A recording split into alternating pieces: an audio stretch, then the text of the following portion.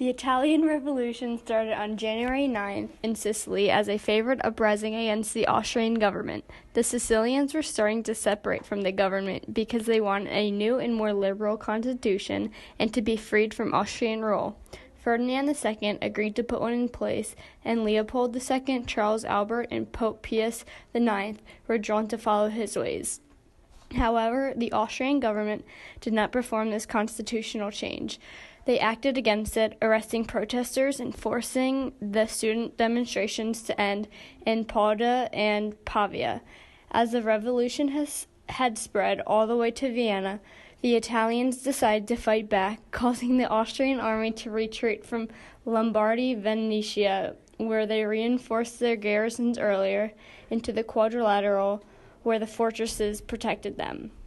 As Charles Albert supported Ferdinand II's choice in granting a liberal constitution, he declared war on Austria. He wanted to unite Italy and lead it to liberation.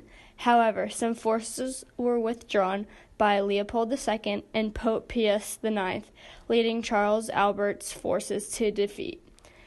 Democratic ideas were still intact, and the Italians still wanted reform. Revolutions were being suppressed throughout Italy, leading to the Roman Republic.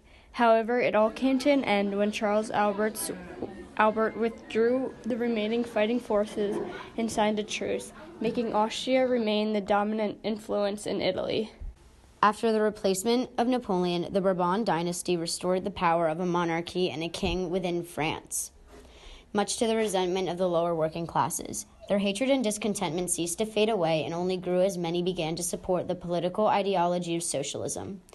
Years earlier, in 1830, the people of France instituted a new monarch, Louis Philippe, Duke of Orleans, who created a much more limited monarchy known as the July Monarchy.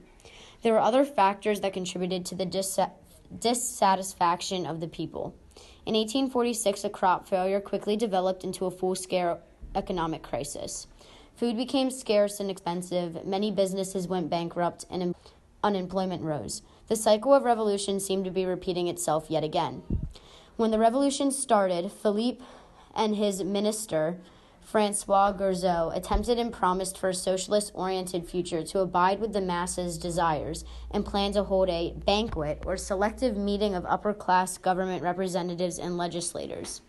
Finally, on February 2nd, mobs of resistance met Gourgaud and Philippe with threats, violence, and rebellion, and they abdicated the throne and immediately fled France. Once again, the people of France were left with no government, no law, and no plans for the future except the idealist hopes for a socialist-oriented government. The news of the revolution in Paris quickly reached the people of the German states. The first German Revolution began in the state of Baden, Germany, in March of 1848, and within a few days there were uprisings in many other states, including Austria and Prussia. On March 15th of 1848, there was a massive riot in the streets of Berlin against Frederick Wilhelm IV. He quickly gave in to the mass revolts and promised the people a constitution, parliament, and German unification. On May 18th of 1848, the Frankfurt Assembly held its first session. There were delegates from many German states. After many long debates, the Frankfurt Constitution was created. This declared Germany as an empire with principles of parliamentary democracy. In the end, the revolution turned out to be unsuccessful. King Frederick Wilhelm IV of Prussia refused to rule by the new system. The Frankfurt Parliament was dissolved, and the German Confederation was reinstated by 1850. The whole revolution lasted from February 1848 through July 1849. After Paris rose against their government, news spread into the hearts of many in conservative Austria. On March 13th, Vienna, which was primarily made up of students and liberal clubs, gathered for freedoms and rights for more relaxed government regulations and protested against the Habsburg monarchy.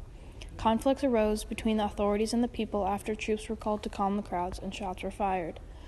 In an attempt to mend the relationship between them, the government guaranteed that they would write a new constitution and dismiss diplomat Clemens von Metternich, who represented repression. The demands of the people did not stop there, and by April of 1848, many new liberal reforms were passed by the government. In May, the pressure was so intense that the government and the emperor announced a popularly elected constituent assembly, and in that July, the first parliament in Austrian history opened. The conservative government of Austria began to reorganize when Habsburgs that had fled returned with an army to retake Vienna from the radical leaders on October 31st. While the majority of the reforms in the new constitution did not work for Austria, it did eradicate the peasantry and spark nationalism and democratic ideas into the hearts of the public.